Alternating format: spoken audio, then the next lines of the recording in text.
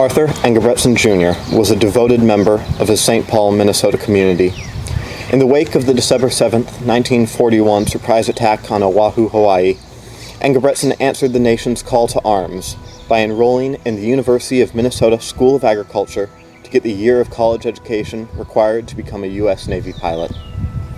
As a signalman, Engebretson joined the experienced sailors of the destroyer USS O'Brien, DD-725, upon its return from its distinguished service in Normandy invasion.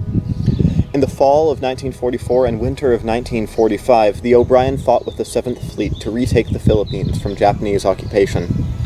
In the early morning of March 27, 1945, a pair of kamikazes dove towards the O'Brien. The first plane was shot down, but the second directly hit the center of the ship and carried a 500-pound bomb.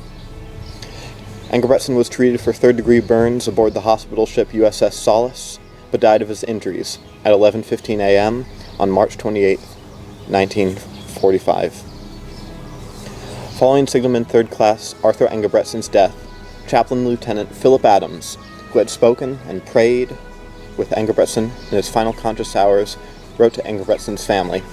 The chaplain, even in his weak condition, his thoughts were of his comrades and of his home, and that his fellow sailors spoke of his gallantry and spirit in the highest of terms, and felt that they had lost a true friend and shipmate.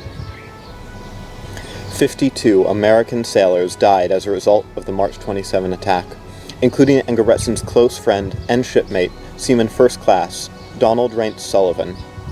In the wake of this tragedy, the families of both heroes found comfort in one another.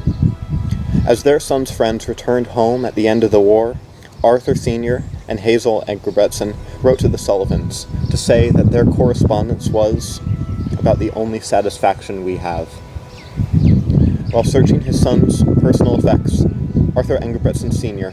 found a quote from President Calvin Coolidge that his son copied by hand before he went to war. Because the words exemplified what his son served and sacrificed for, Engebretson asked that the YMCA include it with his son's photograph, placed in the cabin bearing his name, overlooking the St. Croix River. It reads, "The destiny, the greatness of America, lies around the hearthstone.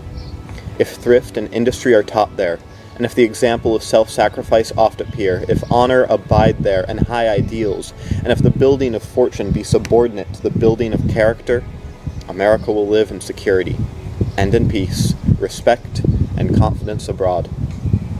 If these virtues be absent, there is no power that can restore them. Look well, then, to the hearthstone. Therein all hope for America lies."